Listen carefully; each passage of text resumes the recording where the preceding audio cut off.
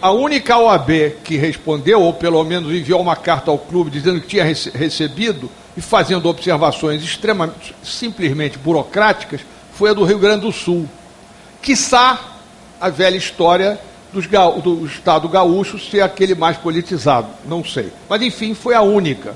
As outras se fingiram de mortas, até hoje. Essa carta foi lançada em dezembro de 2013. O CNJ respondeu de modo absolutamente acaciano, deve ter baixado o santo do conselheiro Acácio. Também de modo pífio. Então, eu acho que eu gostaria, doutor Chassel, que deixasse o seu e-mail com o Francis, para o Conselho mandar uma cópia dessa carta aberta sobre o sistema judiciário brasileiro. Não gostaram dela, quer dizer, o sistema judiciário e seus arredores não gostaram dela. Era esperar, inclusive, como vai ser constatado pela leitura da carta. Agora, um pequeno tópico que me fixou. O senhor falou de adotar o sistema, as regras como os Estados Unidos fez. Eu só quero fazer uma observação. A servidão voluntária usual, né, nos últimos 400 anos, sempre primou por a imitação de coisas ruins dos Estados Unidos, por exemplo, ou da Europa. Os Estados Unidos, então, disparado, gostam de copiar as coisas ruins, mas tem tanta coisa boa a ser copiada sem servidão voluntária. Uma delas é as regras do seu projeto de DRB. Só isso. A palavra, doutor Chassel. Bom, eu lhe agradeço essa última manifestação que me dá alento a esta altura da vida para conseguir continuar com esse projeto. Acho que não é o caso aqui de estabelecer uma visão crítica do judiciário brasileiro, e eu me lembro que no início da minha fala eu fiz referência aqui ao fato de que, de um modo geral,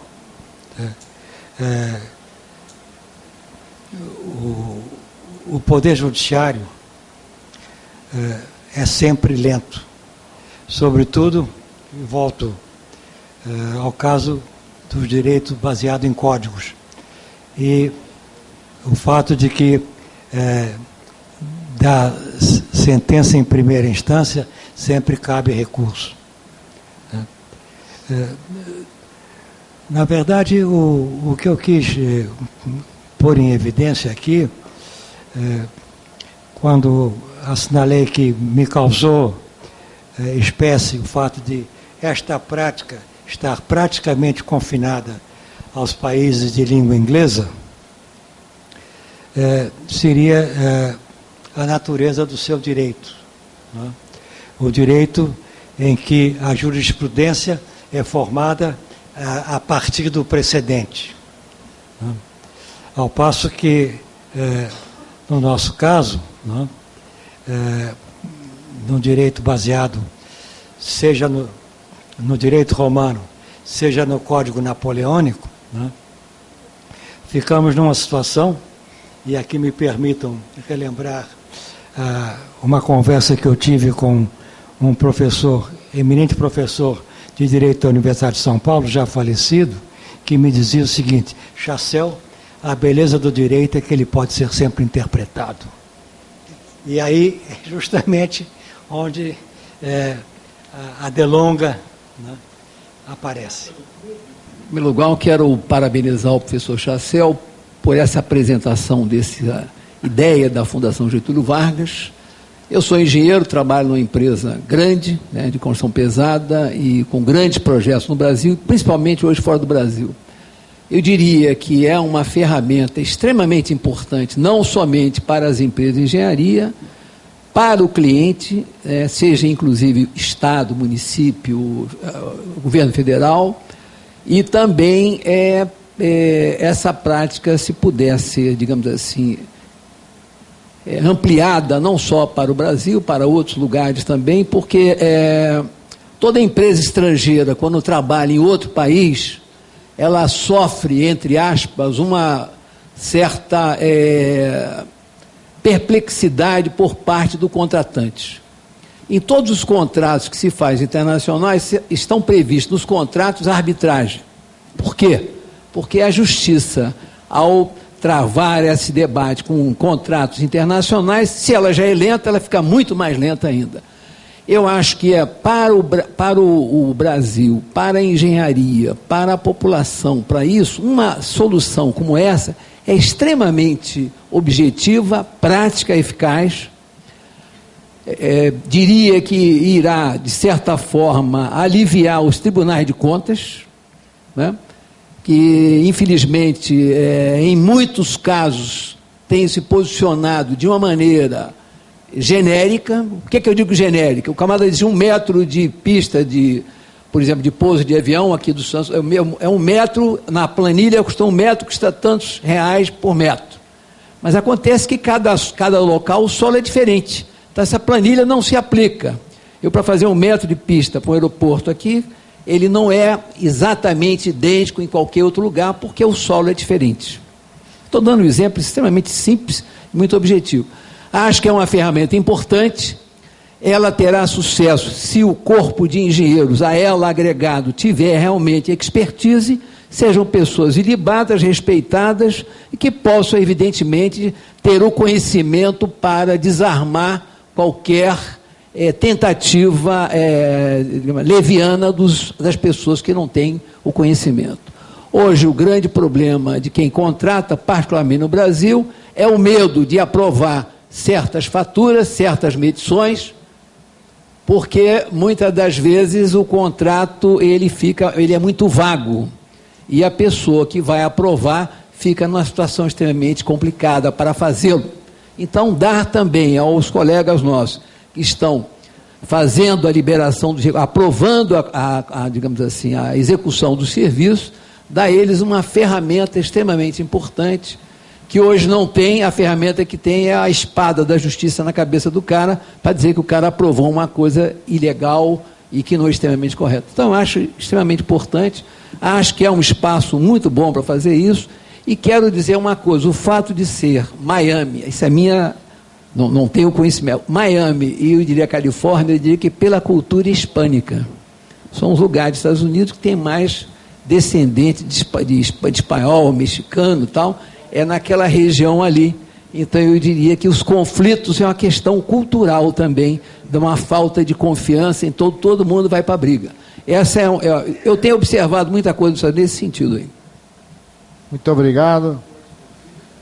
Passamos a palavra a seguinte.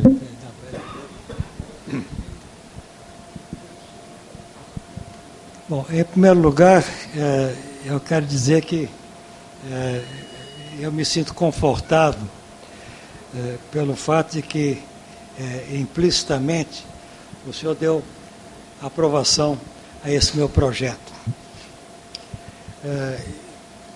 Gostaria de lembrar que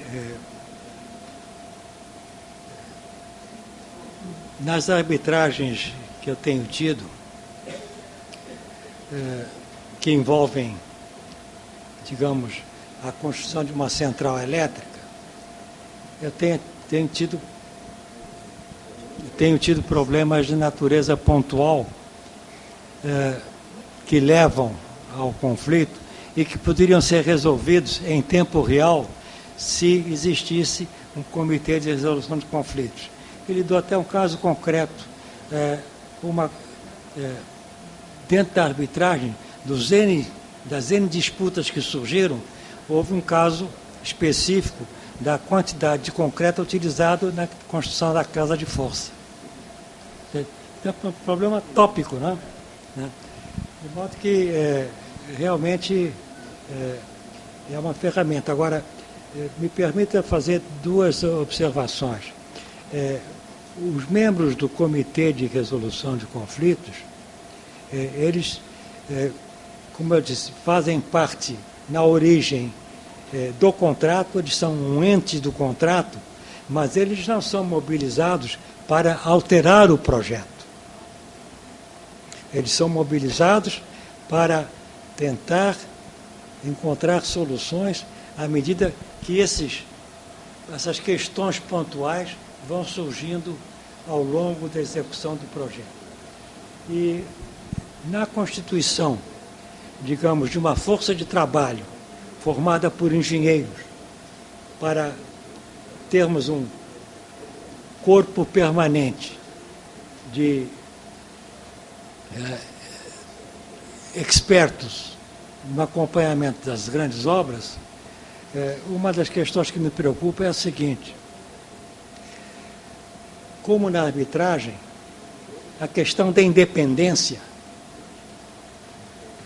sem falar na competência, obviamente, a questão da independência é fundamental, porque o membro do comitê de resolução de conflitos, indicado pelo proprietário ou indicado pelo consórcio construtor, ele não vai advogar em função de um ou de outro. Ele tem que permanecer absolutamente isento. E aqui a dúvida que eu tenho é que em que medida eu posso formar este corpo permanente, independentemente que as partes possam indicar outras pessoas que não façam parte do corpo permanente, mas que estariam evidentemente sujeitas a um escrutínio por parte da Fundação Getúlio Vargas, em que medida nós não teríamos a dificuldade em mobilizar esta força de trabalho, porque em algum momento no tempo essas pessoas participaram dos trabalhos de uma das grandes empreiteiras brasileiras. Essa é uma preocupação que eu tenho. Não sei como formar este... Gostaria de depois conversar um pouco e dar algumas sugestões. Teria muito gosto em conversar com o senhor. Seria... Passar um pouco da minha experiência. Seria de uma grande ajuda, com certeza. Vamos organizar esse encontro. Conselheira Kátia, então, para terminar. Eu sou perita há 25 anos, trabalho nos processos judiciais. Geralmente, os processos judiciais que envolvem obras públicas, o Ministério Público entra no processo, as procuradorias, se for do Estado, a PGE, se for da União, a Procuradoria da União, com seus respectivos peritos. Então, tem o perito do juízo, tem o perito das partes, que é assistente técnico, tem o perito do Ministério Público e tem o perito da Procuradoria. Então, eu não sei como que esse comitê de arbitragem vai funcionar com o poder público, porque, com certeza, ninguém vai poder jogar fora o Ministério Público nem os peritos da Procuradoria. Então, acho, assim, no meu entendimento, é inviável com relação ao poder público. Porque o Estado, nem o município, nem a União vai entrar num comitê sem chamar o Ministério Público para falar e sem chamar os peritos da Procuradoria.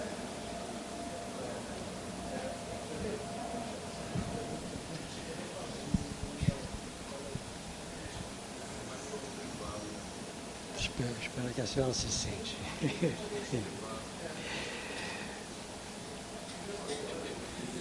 Veja que eu tive o cuidado de, no fecho da minha exposição, levantar uma dúvida quanto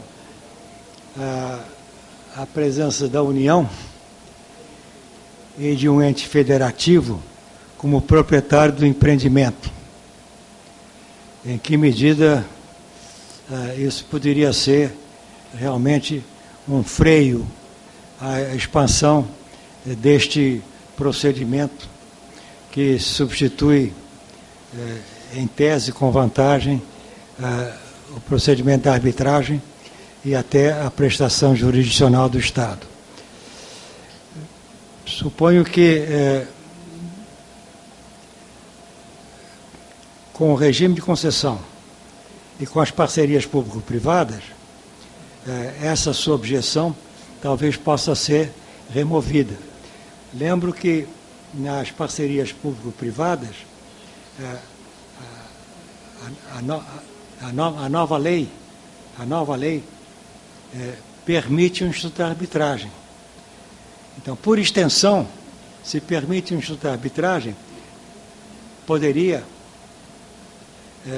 também permitir a constituição do Comitê de Resolução de Conflitos. Mas, como eu disse, isso é uma questão cultural.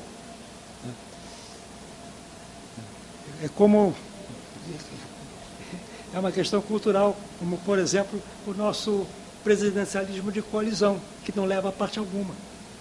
Então, se nós começarmos a levantar óbices, não vamos a lugar algum.